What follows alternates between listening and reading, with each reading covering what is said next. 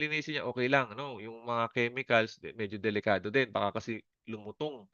Okey, hindi mo rin siya puwedeng patuyuan direct sa araw kasi puwede rin po siyang magato 'no, puwede siyang lumutong, puwede siyang humuna, puwedeng masira 'yan.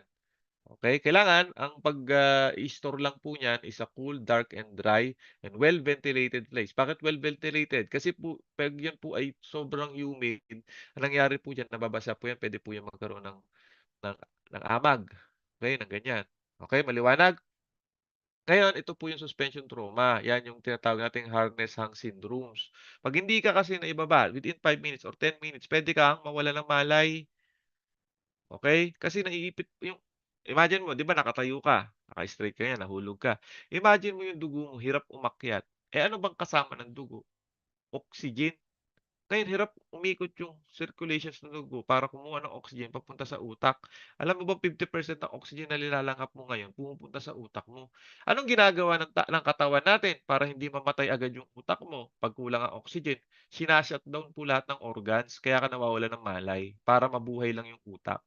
So gano'n po nangyayari, okey? Para po mawala yun kailangan maitaas yung katawan 'no, katulad nito, mai-even out para po yung circulations ng dugo ay nandun pa rin, okey?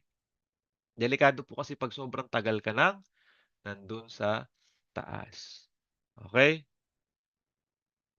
And 'wag na pong gagamit ng waist belt. Dapat po yung pong 6-point contact na full body harness.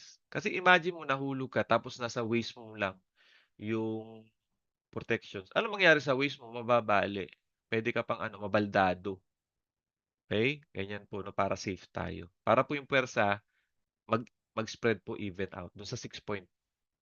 Ngayon, meron tayong sinasawag na 100% tie off using 2 lanyards 'no, left hook and right hook. Eh, bakit kailangan 'no, for example, kasi imagine mo lilipat ka sa isang lugar, wag mong tatanggalin parehas yung hook mo ta's ilalagay mo dun sa kabila. Anong gagawin mo? Isa-isa lang.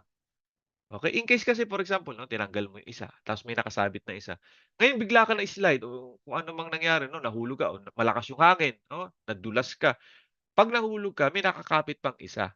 Eh, imagine mo Sir Rod 'no, dalawa yung tinanggal mo tapos bigla kang nadulas, hindi nakakapit yung hook mo, 'di puwede kang mahulog 'no. It's your time baby, puwede kang mamatay. And then also we have protections pagdating po sa mga ano, street ladders. Okey, meron po tayong mga ladder climbing devices, fall arrestor din po 'to kung tutuusin, okey? Kasi for example, mataas yung ladder 'no, yung mga monkey ladder natin. Ngayon, naka-hook ka diyan, eh, bigla kang nadulas, hindi ka diretsong mahuhulog, titigil ka, eh, o kaya bigla kang nawalan ng malay, so hindi ka mahuhulog dire-diretso. Okey, yan po yung mga straight ladder for protections natin. We have safety nets, na-discuss na natin yan. Iba-ibang klaseng safety net, ito yung sa mga wall, 'di ba? Meron tayong butterfly.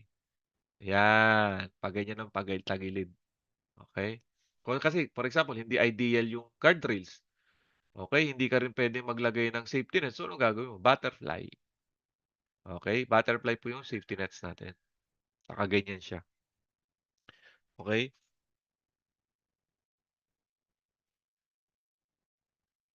Ah, wait lang.